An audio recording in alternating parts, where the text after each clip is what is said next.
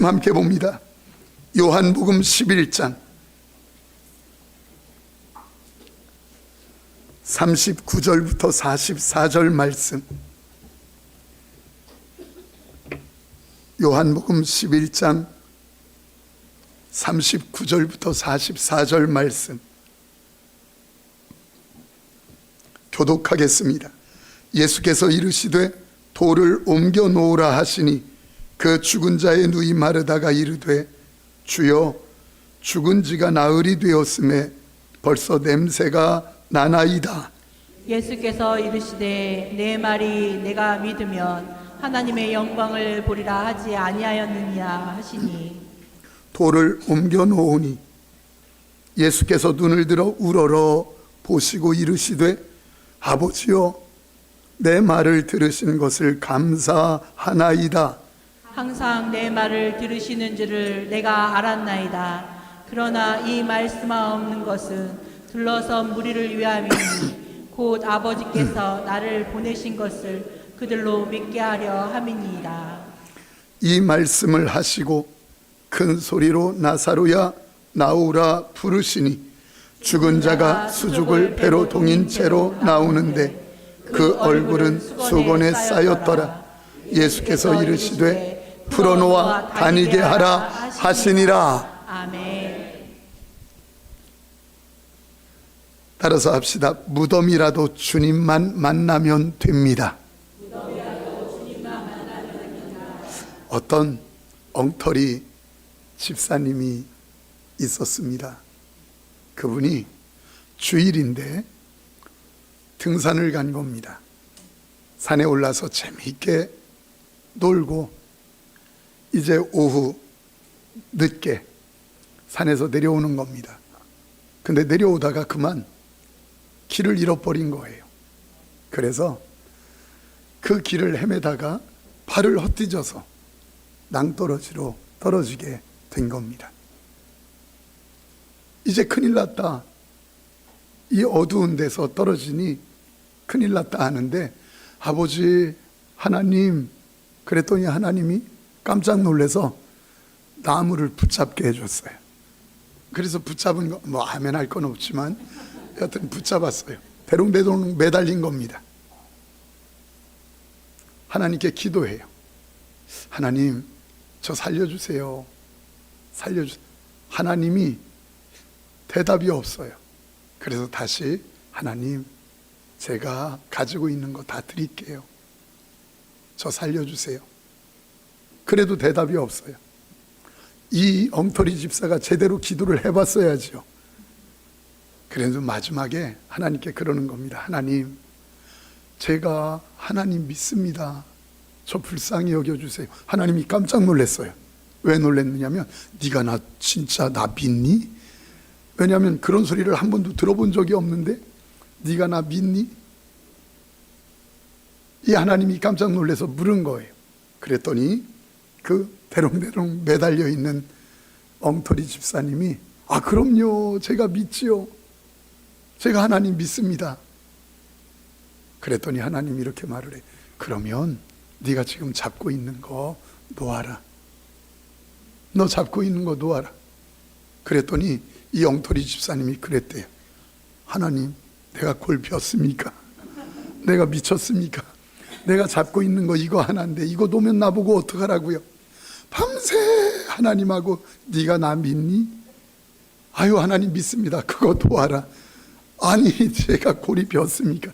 이렇게 싸우다가 날이 샜어요. 날 새서 바닥을 볼 수 있어서 밑을 이렇게 보니까 바로 밑에가 땅이더래. 살다 보면 우리의 생각과 하나님의 말씀이 충돌을 일으킬 때가 있어요. 분명히 내 생각은 이거 놓으면 큰일 나는데 하나님은 그거 놓으래. 내가 그렇게 순종하면 나는 큰일 나는데 하나님은 그거 순종하래요. 하나님의 말씀과 내 생각이 충돌될 때 성도의 매력은 내 생각이 아니라 계산이 나오지 않아도 하나님의 말씀을 선택하는 것, 그것이 성도의 매력인 줄 믿습니다. 근데 그게 쉽지 않아요. 오늘 본문이 그 말씀이에요. 지금 베단이라고 하는 곳에 예수님이 사랑하는 한 가정이 있었습니다. 그 가정에 마르다, 마리아, 나사로 3남매가 살고 있는 거예요. 그러다가 어느 날 하나님 예수님이 사랑하는 나사로가 병에 걸렸어요. 별거 아니겠지 했는데 시간이 흐르다 보니까 그만 병색이 완연해지고 그만 죽음이 가까워 오는 거예요. 그러니까 이 마르다 마리아가 예수님을 데리러 심부름을 보낸 거예요. 한 사람이 막 심부름을 갔습니다. 그리고 예수님에게 묻습니다. 예수님, 나사로 사랑하시지요? 아, 그럼요, 사랑하지 내가. 근데 나사로가 지금 죽어가요. 빨리 오셔서 나사로 좀 고쳐줘요. 먼 곳에 있는 것도 아니에요. 2km예요. 오리라고 하니까 가까워요. 그런데 예수님께서 뭐라고 하느냐면, 나사로 죽을 병이 아니야. 염려하지 마. 그리고 나사로 하나님의 영광을 위한 병이란다. 그 말을 들은 이 심부름이 얼마나 좋은지 아멘, 아멘, 진짜 그렇지요? 아멘, 아멘 하면서 집으로 막 달려가는 거예요. 앞에 마르다 마리아가 집 문 앞에서 기다리고 있어요. 어떻게 됐어? 그러니까 심부름 갔던 사람이 이야기해요. 아, 글쎄 예수님이 말씀하시는데 걱정하지 말래요. 안 죽는데요. 그리고 하나님의 영광을 위한 병이래요. 아, 그래? 아멘, 아멘 하면서 누워있는 나사로에게 들어간 겁니다. 그리고 오라버니에게 이야기해요. 오빠, 아, 글쎄 예수님이 말씀하시길 안 죽는데 염려하지 말래. 하나님의 영광을 위한 병이래. 나사로가 누워서 아멘, 아멘, 감사해. 근데 시간이 흘러가요. 나사로가 점점 더 병세가 악화돼요. 이제는 꼴깍꼴깍 숨이 넘어가려고 하는 그런 순간이에요. 말씀하고 달라요. 그러니까 다시 심부름을 보내는 겁니다. 예수님, 지금 죽게 되었습니다. 지금 죽으려고 하는 거 보고 왔습니다. 빨리 가셔서 좀 고쳐주시고 살려주세요. 그랬더니 예수님이 똑같이 얘기해요. 걱정하지 마. 안 죽어. 하나님의 영광을 위한 병이야. 그때 심부름 갔던 사람이 그 말을 듣고 아멘, 아멘, 전에처럼 할 수 있겠어요? 마음이 아멘이 안 돼요. 그래서 주님이 말씀하시니까 듣긴 듣지만 마음에 아멘이 안 되어서 하다가 그냥 돌아와 버렸네. 문 앞에 여전히 기다리고 있어요. 마르다 마리아가 물어요. 어떻게 됐어요? 그랬더니 아, 글쎄 똑같이 말하는데 대체 이게 무슨 말인지 모르겠어요. 그랬더니 마르다가 듣고 대체 뭐야? 그런데 그대로 예수님이 말하긴 했으니까 나가서 다시 방에 있는 나사로에게 이야기하는 거예요. 오빠, 안 죽는데 걱정하지 말래. 하나님의 영광을 위한 병이래. 믿어지진 않지만 그렇게 이야기하는 거예요. 그 말을 듣고 나사로도 아멘 되겠습니까? 아멘이 안 돼요. 그러니까 뭐라고 하느냐면 하다가 죽어버렸네. 죽은 거예요. 왜냐하면 병세는 점점 악화되고 분명히 예수님은 살아난다고 했는데 점점 죽어가고 꼴깍꼴깍 결국은 죽는 거예요. 우리의 생활 가운데 보면 이렇게 말씀과 내 삶이 충돌을 일으킬 때가 얼마나 많은지 몰라요. 말씀은 너와 함께 하겠대. 말씀은 너를 축복하겠대. 말씀은 너를 인도하겠대. 말씀은 너를 책임지겠대. 그런데 우리의 삶의 현실을 보면 그 말씀과 상관없이 사업장이, 일터가, 가정이, 자녀가 아픔을 당할 때가 얼마나 많은지 몰라요. 결국은 죽었어요. 장례를 치르는데 마음이 안 좋아요. 그까짓 거 2km밖에 안 되는데 거기서 못 와? 나 이제 교회 안 나가. 그러면서 시부시부 하면서 이제 장례를 치르지 않았겠습니까? 시험 들었지요. 시험. 이제 교회 안 나간다고 했을 거예요. 그런데 딱 장례를 치르면서 이제 나사로가 나가던 교회에서 소문을 오지 않겠습니까? 마집사님, 마르다니까 마집사님 걱정하지 마. 아니 좋은 데로 갔을 거야. 용기내, 힘내. 이렇게 했겠지요. 근데 그런 사람만 있겠어요? 분명히 예수님께서 나사로 안 죽어, 염려하지 마, 하나님의 영광을 위한 병이야, 이런 말이 딱 들렸을 때 사람들에게 그랬을 거예요. 병문안 오는 사람들마다에 우리 오빠 안 죽어요, 하나님의 영광을 위한 병이에요, 염려하지 마요, 막 큰 소리 쳤을 거예요. 근데 그들이 와서 이야기할 때 이런 사람은 없었겠어요? 안 죽는다며? 아니, 안 죽는다더니 왜 죽었어? 대체 그게 뭐야? 아이고, 믿음이 잘못됐구만. 별소리 다 하는 사람들은 없겠느냐 이 말이에요. 제대로 된 믿음이라며, 안심하라며, 걱정하지 말라며, 죽지 않는다며, 그리고 하나님의 영광을 위한 병이라며, 그렇게 하면서 조롱하듯 비웃듯 이야기하는 사람은 없었겠느냐 이 말이에요. 사랑하는 성도님들, 우리가 생활하면서 이런 일들이 우리에게 얼마나 많은지 몰라요. 속 뒤집히는 일들, 특별히 이제 다음 주면 추석 주간입니다.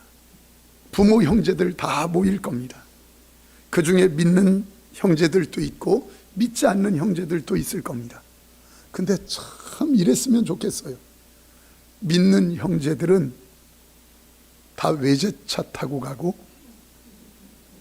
옷도 삐까번쩍하고, 애들은 다 잘 돼가지고 막 서울대에다가, 그랬으면 좋겠어. 근데 제가 말한 것과 반대로 가보면 믿지 않는 형제들, 자식들은 어쩜 그렇게 잘 나간다고 큰 소리 치는지, 그리고 형제들이 도리어 웃어. 너 대체 왜 그렇게 사냐? 너 교회 나간다며? 너 그게 뭐냐? 뭐라고 좀 해줄 수 있었으면 좋겠는데, 보여줄 수 있었으면 좋겠는데 속이 뒤집어져. 때로는 자식도 이야기해요. 엄마가 그렇게 신앙생활하고 새벽마다 나가서 울부짖고 기도해서 뭐가 달라졌는데, 우리 집 뭐가 좋아졌는데. 어떤 때는 남편도 이야기해요. 당신이 그렇게 나가서 신앙생활 한다고 하는데 뭐가 좋아졌는데, 우리 집 봐, 꼬라지 봐, 우리 애들 봐, 뭘 그렇게 좋아진 게 있는데 라고 이야기하는데, 마음속에는 하나님이 살아계시고 마음속에는 하나님이 나 축복하시고 인도하신다는 게 믿어지는데, 뭔가 보여주고 싶은데 보여줄 게 없는 거예요. 또 믿음을 설명해도 그들이 이해도 못해요. 여러분, 뭔가 좀 보여주는 시원한 것 좀 있었으면 좋지 않겠어요? 야, 너 교회 나가냐? 왜 믿냐? 대체 왜 그렇게 살아? 야, 너 나 모르냐? 나 엊그저께 로또 맞았어. 로또 1등? 뭔가 좀 이렇게 말할 수 있고. 너 교회 나간다며? 교회 나가서 뭐 잘 된 거 있는데? 그럴 때, 야, 너 모르냐? 나 엊그저께 빌딩 샀어, 빌딩. 이런 말 할 수 있다면 얼마나 좋을까? 다 같이 아멘. 다시 한번 해볼까요? 한번 아멘 해보세요. 믿는 사람들은 뭘 해도 다 잘 되고, 안 믿는 사람들은 다 망하고. 미안해서 아멘 못하죠.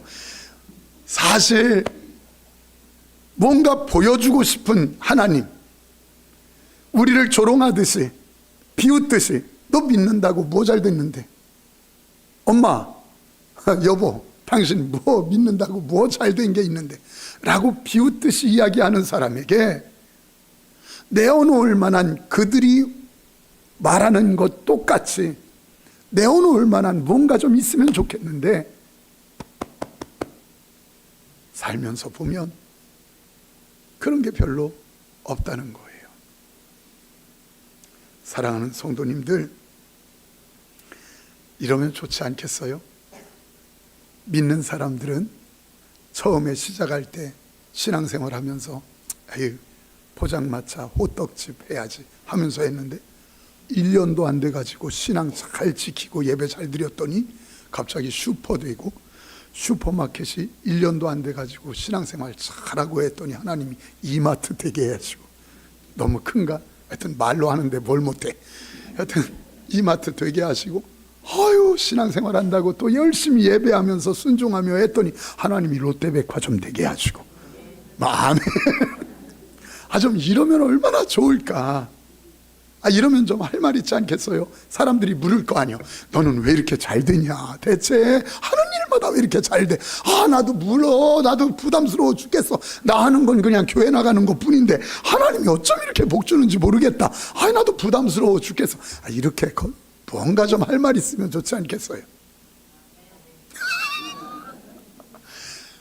추석에 형제, 부모, 형제, 이웃, 친척 다 모이는데 좀 그렇게.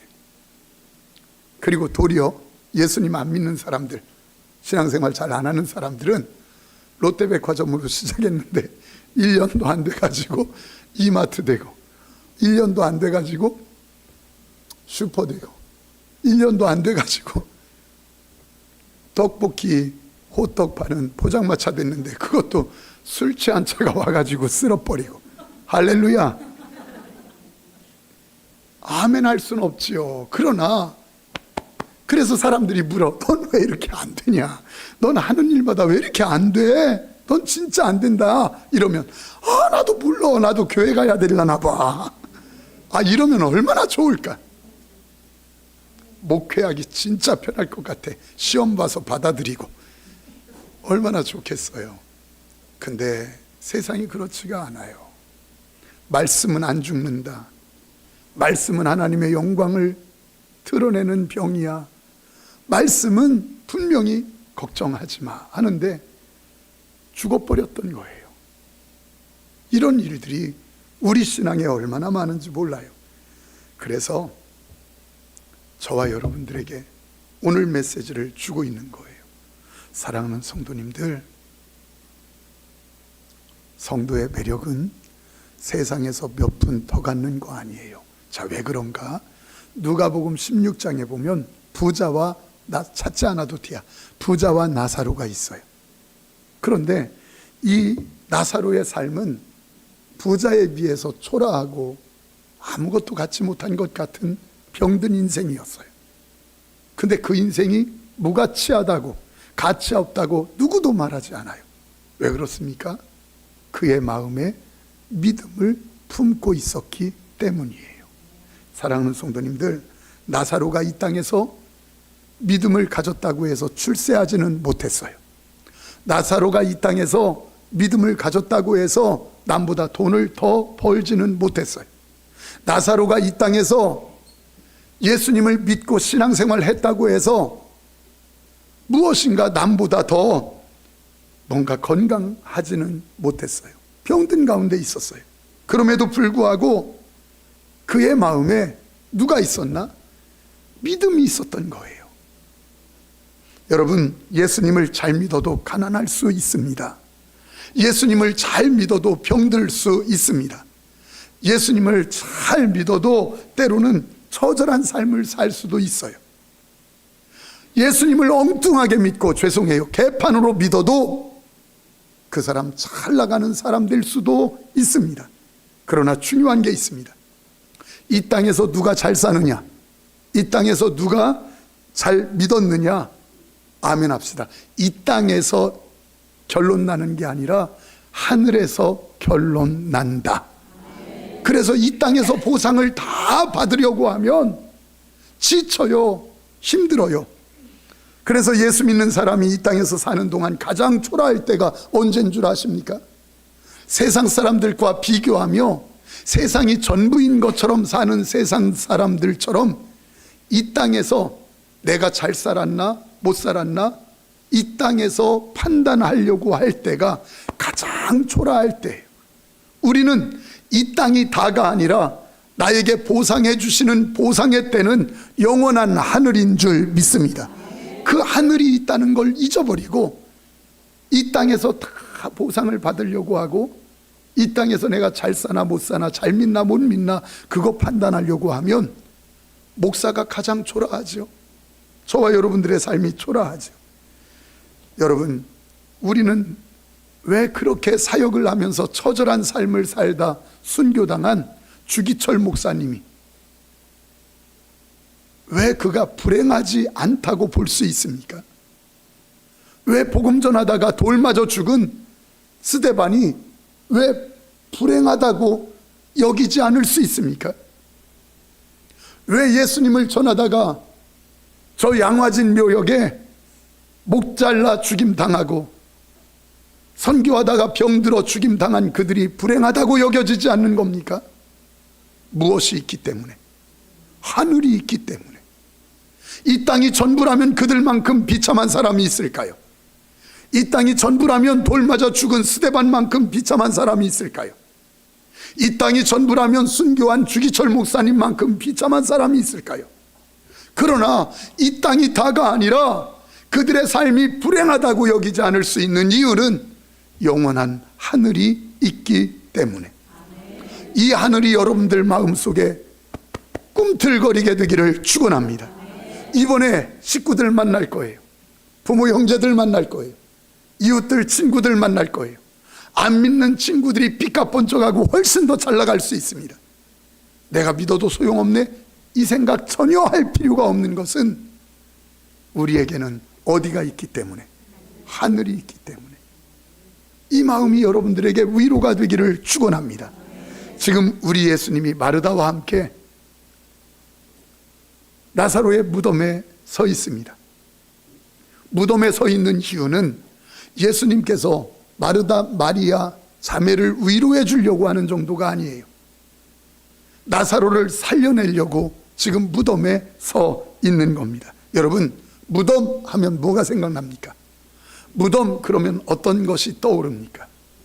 죽음, 끝, 소망 없음, 이제 마지막, 더 이상 기대 없음. 그게 무덤 아니겠습니까? 그러나 놀라운 사실 아십니까? 이 무덤이라 할지라도 예수님을 만나면 다시 살아나는 역사가 있는 줄 믿습니다. 살다 보면 무덤을 만날 때가 많이 있어요. 제가 병들어 보니까 아, 이게 무덤이구나 알겠더라고요. 제 아내가 병들어 보니까 이게 무덤이구나 알겠더라고요. 여러분, 여러분들의 사업장 새롭게 뭔가 시작하면서 길이 열릴 거야 했는데 그 사업장이 무덤인 분들 있어요. 일터 무덤이라고 여겨지는 분들이 있어요. 부모의 입장에서 자식의 앞날을 볼 때 참 내 자식 무덤이구나라고 여겨지는 자식도 있을 수 있어요. 때로는 여러분들이 가지고 있는 것, 더 이상 아무것도 없이 나는 무덤에 갇혀 있는 것 같이 더 이상 소망이 없고 기대가 없다고 생각되는 분이 있을 수 있어요. 그러나 주님은 놀랍게도 그 무덤 앞에서 나사로를 살릴 계획을 가지고 계시고 나사로를 살리신 줄 믿습니다. 마르다야, 문 열어라. 아이고, 연하만 합니다. 지금 썩은 내가 납니다. 아, 문 열라고? 죽은 지 나흘이나 됐습니다. 썩었는데 왜 엽니까? 열 필요 없습니다. 죽었습니다. 문 열어라.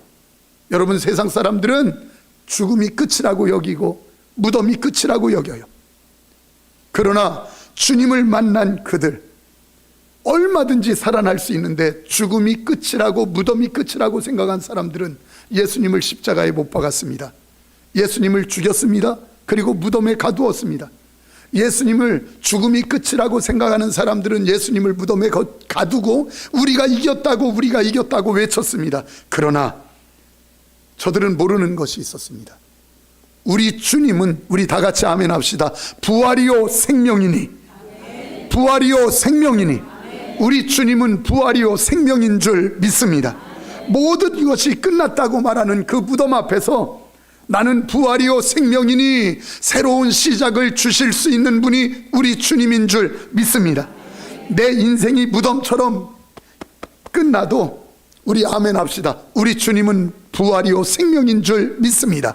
여러분들의 가정이 재정적으로 무덤이라고 생각돼도, 여러분들의 일터에 여러분들의 사업장이 무덤이라고 생각돼도 우리 주님은 지금도 여러분들을 향하여 외치기를 나는 부활이요 생명이니, 여러분들의 자녀들이 무덤같이 여겨져서 더 이상 소망이 없는 것 같아도 우리 주님은 여러분들에게 외치기를, 여러분들을 향하여 우리 주님이 외쳐요.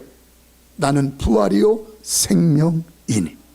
얼마든지 다시 시작할 수 있다.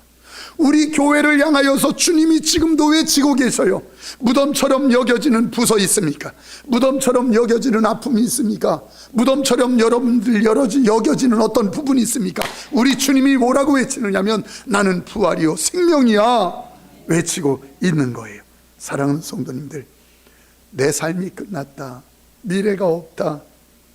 그러나 주님만 만나면, 누구든지 주님만 만나면 새로운 축복의 시작을 열 수 있는 줄 믿습니다.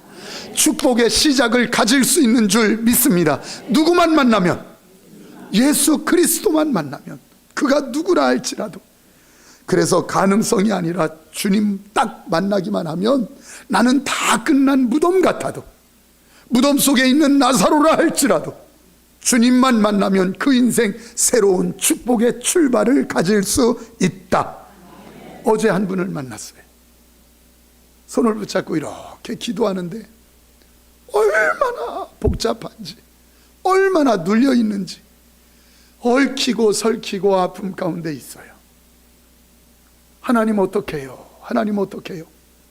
여러분, 그에게 돈 몇 푼 더 쥐어준다고 그분이 소망을 가질 수 있겠습니까? 그분에게 어디 좋은 데 취직시켜준다고 소망을 가질 수 있겠습니까? 얽히고 설켜서 복잡한 가운데 눌려 있는데 그게 해결되겠습니까?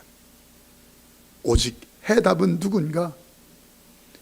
누구든지 그리스도 안에 있으면 새로운 피조물이라 이전 것은 지나갔으니 새 것이 되었도다. 예수 그리스도가 새로운 축복의 출발인 줄 믿습니다. 여러분, 자녀를 향해서도, 여러분들의 가정 일터 사업장도 마찬가지예요. 예수 그리스도 그분만이 오직 해답이 되시는 줄 믿습니다. 사람들의 손가락질 당하던 삭개오, 주님을 딱 만나자 새로운 축복의 출발이 열렸어요. 현장에서 간음하다가 붙잡혀온 여인, 돌 맞아 죽어야 되는데 예수님을 만나자 새로운 축복의 문이 열렸어요. 수가성 여인, 남편을 5번 바꿨어요. 6번째 남자도 남편이 아니에요. 그냥 사는 거예요. 그런데 그 여인이 주님을 딱 만나자 새로운 축복의 문이 열린 줄 믿습니다. 누구라도, 어떤 사람이라도 어떤 허물과 연약함이 있다 해도 예수 그리스도를 만나기만 하면 새로운 축복의 길이 열리는 줄 믿습니다. 왜요? 그분이 나는 부활이요 생명이기 때문에. 내가 가난한가? 아무 상관없습니다. 네가 많이 배웠느냐? 아무 상관없습니다. 네가 못 벌었느냐? 아무 상관없습니다. 병들었느냐? 허물이 얼마나 크냐? 주님은 아무 상관없습니다. 누구라도 주님 앞에만 오면 용서의 대상인 줄 믿습니다. 품어주고 용서의 대상인 것이, 실패했으면 어떻습니까? 남에게 무시당할 일을 했으면 어떻습니까? 때로는 망가졌으면 어떻습니까? 돈을 많이 못 벌었으면 어떻습니까? 아무것도 관계없습니다. 주님 앞에 서기만 하면 주님은 새로운 축복의 출발을 다시 주시는 줄 믿습니다. 만일 주님이 새 출발을 주는 일들에 대해서 제한을 두셨다면 여기 있는 목사 먼저 주님 앞에 나갈 수 없었을 거예요. 여기 있는 목사 먼저 주님 앞에 나갈 수 없었을 거예요. 저는 참 돌아보면 험하게 살았습니다. 누구에겐가 쉽게 오픈하기 힘들 정도로 그렇게 험하게 살아온 이렇게 지난 날인 걸 이렇게 알게 돼요. 그런데 그 주님 앞에 섰더니 주님이 이 목사를 안아주시고 새로운 축복의 출발을 열어주셨습니다. 사랑하는 성도님들, 목사를 열어주셨듯이 지금 여러분들을 열어주시기를 원하여 기다리고 있습니다. 여러분들을 원하고 지금 열어주시겠다고 만나주시기를 원하고 계십니다. 여러분, 속지 마십시오. 돈을 더 벌면 새로운 축복의 출발이 될 거다. 여러분, 속지 마세요. 뭔가 남보다 출세하면 새로운 축복이 될 것이다. 여러분, 속지 마십시오. 남보다 명예를 더 얻고 인정받으면 내가 새로운 축복의 출발을 할 수 있을 것이다. 새로워질 수 있을 것이다. 예, 껍데기는 바뀔 수 있습니다. 옷은 바꿀 수 있습니다. 사는 집은 바꿀 수 있고 타는 차는 바꿀 수 있습니다. 그러나 온전히 나를 새로운 시작, 새로운 출발, 완전히 바꿔주시는 분이 있으니 그분은 오직 예수 그리스도인 줄 믿습니다. 그분밖에 없어요. 돈 몇 푼 더 번다고요? 아니라는 거예요. 사마리아 여인의 새로운 시작이 되어주셨던 주님이, 수가성 여인에게 새로운 출발이 되어주셨던 주님이, 삭개오에게 새로운 출발을 주셨던 주님이, 사랑하는 성도님들, 여러분들에게도 새로운 시작을 오늘 주고 싶어 하십니다. 주님은 여기 목사를 안아주셨습니다. 그리고 여러분들의 옆 사람들을 안아주셨습니다. 그리고 이제 여러분들을 안아주기를 원하고 계십니다. 이제는 여러분들 차례입니다. 여러분이 주님 앞에, 주님 나요 불쌍히 여겨주세요, 주님 앞에 서기만 하면 무덤 같은 여러분들이라 할지라도 새로운 축복의 길 열어주시는 줄 믿습니다. 우리 주님 앞에 이 찬양 드리죠. 주여, 내가 말씀대로 움직이겠습니다.